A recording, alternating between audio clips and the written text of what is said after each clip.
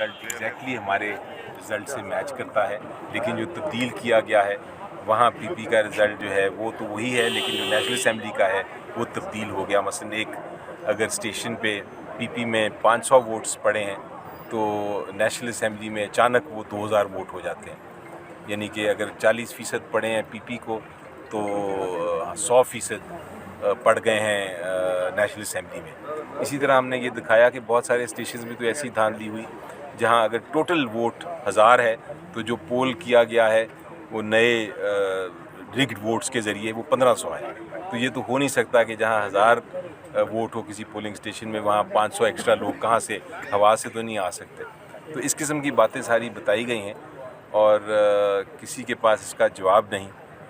ये भी दिखाया गया है कि जो आरओ था उसने रिज़ाइन किया और उसने कहा कि मेरे 2-3 दिन बड़े मुश्किल से गुजरे हैं, मैं रिज़ाइन करना चाहता हूँ क्योंकि मैं अब ये बर्दाश्त नहीं कर सकता कि मेरे से जो करवाया गया है। वो रेजिग्नेशन भी दिखाई। उसके बाद तो मेरा ख्याल है कोई गुंजाइश नहीं रहती कि इनके केस में कम से कम इलेक्शन कमीशन को ये फ़ैसला कर देना चाहिए कि जो रिज़ल्ट हुए हैं तब्दील हुए हैं। ये भी दिखाया गया कि जहां हमारे फॉर्म में फॉर्म 45 जो हमारा है और बाकी पार्टीज़ का है, अगर 500 लिखा हुआ है दूसरी साइड के वोट्स का तो उसको 1 डाल के 1500 कर दिया गया है। जहाँ जहाँ 1 डाल सकता था वहाँ 1 डाला गया है ताकि वो चेंज हो सके। तो इस तरह की चीज़ नज़र आती है, रिकॉर्ड पे नज़र आती है।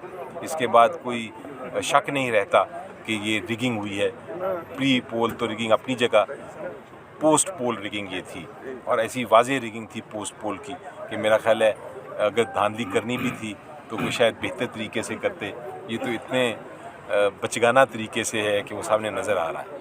अच्छा सर, ये कल इस्लामाबाद हाई कोर्ट ने इस्लामाबाद की तीनों सीट मुअत्तल किया है लेकिन साथ वापस भेज दिया है और फैसला फिर भी इलेक्शन कमीशन ने ही करना है।